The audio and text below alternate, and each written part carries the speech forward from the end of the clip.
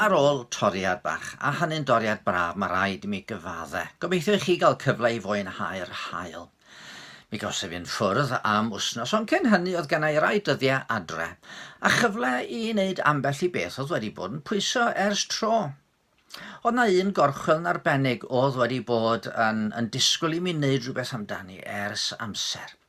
Yn ystod mae gennau ddesg dwi wedi hetifeddu. Yng nghof cyntaf ohoni oedd i bod hi yn ystod fy nhad, ond cyn hynny mi oedd hi'n eiddo i tadcu. Wrth hon, oedd o'n paratoi i bregethau dros 100 mlynedd yn ôl, a gwrthi mae'n siŵr ysgrifennodd dipyn o'i farddoniaeth, gan gynnwys yr awdle enillodd 2 Cader Genedlaethol iddo. Desg o bren collen, mi gredai, efo wyneb lledr i lle mae rhywun yn gallu ysgrifennu ar ei phen hi.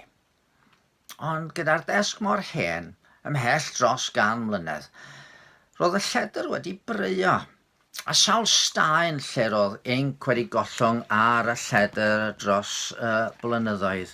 I ddweud y gwir, chi weld staen inc fanna ryw dwll, ac mod i wedi meddwl tybed a oedd modd adfer hwn.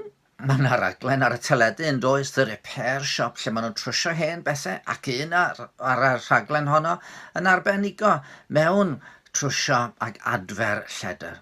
Ond mi oedd hwn wedi mynd yn rhy bell. I ddweud y gwir, mae yna ddarnau wedi bod yn dechrau disgyn i ffwrdd. Felly, oedd rhaid i adnewyddu, oedd rhaid newid, cyfnewid yr hen ledr am un newydd. A dyma fynd ati. O'n i wedi chwilio ar y we a dod o hyd i ledr newydd a'i brynu ers tro. Ond heb wneud dim mwy.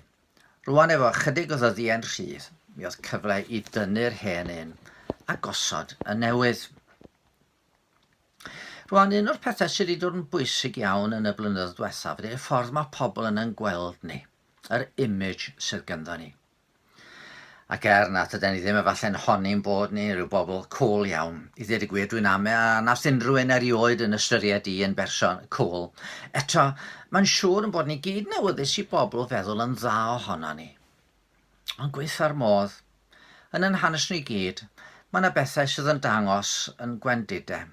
Pethau'r hoffen ni i cuddio, ond maen nhw yno fel rhyw staen, a dyn ni'n gallu i tynnu nhw ymaith.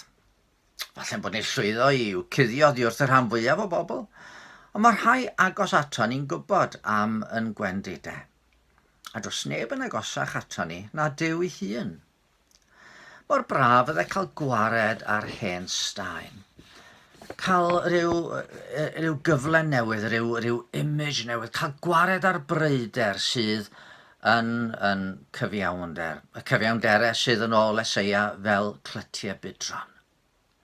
Wrth gwrs, newyddion da'r efengil ydy fod Crist wedi cymryd yn anghyfiawnderau ni i'r groes.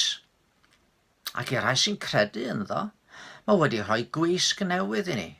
Mae wedi'n gwisgo ni a'i gyfiawnder yn hardd ger bron y tad, chwedl Roger Edwards. Hynny ydy, wrth i ni gredu yn yr arglwyddesu Grist, mae Iesu'n cymryd yn anghyfiawnderau ni ac yn lle hynny'n rhoi i ni i gyfiawnder ei hun. A pan mae Dyw'n edrych arno ni, y hyn mae'n ei weld ydy nid yn beiau a'n amerffeithrwydd ni, ond perffeithrwydd Crist a'r bywyd di-bechod y byd iddo fo fyw ar y ddaear. A dyna oedden ni'n llawenhau amdano ar ddydd Gwener y Groglith yn te. Ond mae'r efengil am wneud mwy na just cuddio'n pechodau. Mae am yn glanhau ni oddi wrthyn nhw. Yn wir, da ni'n cael yn hannog yn y Beibl i ddiosg neu i roi heibio'r hen natur ddynol, a gwisgo amdanom y natur ddynol newydd sydd wedi chreu ar ddelw Duw, yn y cyfiawnder a'r sancteiddrwydd sydd yn gweddu i'r gwirionedd. Rhoi heibio'r hen, gwisgo'r newydd. Rwan mae hynny'n swnio'n ddigon syml, ond dio ddim mor hawdd i gyflawni yna di. Wrth i mi dynnu'r hen ledr oddi ar y ddesg, mi oedd yna rai darnau oedd yn anodd i symud, oedd nhw wedi glynu'n dyn a'r staen wedi treiddio'n ddwfn. Oedd rhaid mynd ati efo cyllell finiog, a wedyn papur sandia, a defnyddio dipyn o chwys i gael gwared ar hen. Felly mae yna hen arferion yn glynu wrthon ni. Rhyw hen ffyrdd o feddwl, rhyw hen feiau a phechodau, a tydyn nhw ddim yn hawdd cael gwared â nhw. Dyna pam bod ni angen rhywun mwy na ni i'n newid. A dyna waith yr ysbryd glân. A pham fydd yr ysbryd a'r waith ynddo ni? Dydy e ddim bob amser yn bleserus iawn. Ond mae am fyny, nid yn unig yn gwisgo ni a chyfiawnder Crist, ond hefyd yn glanhau a'n gwneud ni'n debyg i'r arglwydd Iesu Grist. Mae modd i ni fod yn styfnig, fel yr hen ledr oedd yn gwrthod dod yn rhydd o'r ddesg. Neu gallen ni adael i'r ysbryd wneud ei waith, a deud gyda'r salmydd, chwilia fi, o Dduw, i ti adnabod fy nghalon, profa fi, i ti ddeall fy meddyliau. Edrych a wyf ar y ffordd a fydd yn loes i mi, ac arwain fi yn y ffordd dragwyddol. I soniau fwy am hynny tro nesaf.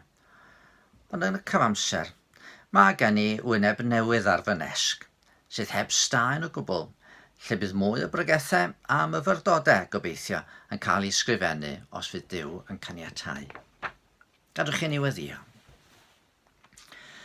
Arglwydd yn Duw, da ni'n troi ata ti yn sylweddoli eto dy fod ti'n gwybod y cyfan amdano ni. Ti'n gwybod am staen pechod sydd yn treiddio mor ddwfn i'n bywydau ni.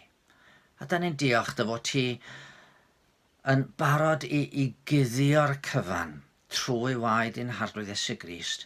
A nid yn unig i guddio, ond wyt ti hefyd am y newid ni trwy ysbryd glân. Helpa ni o dad i fod yn bobl o ffydd, sydd yn ymddiried yn ngwaith Iesu drosto ni.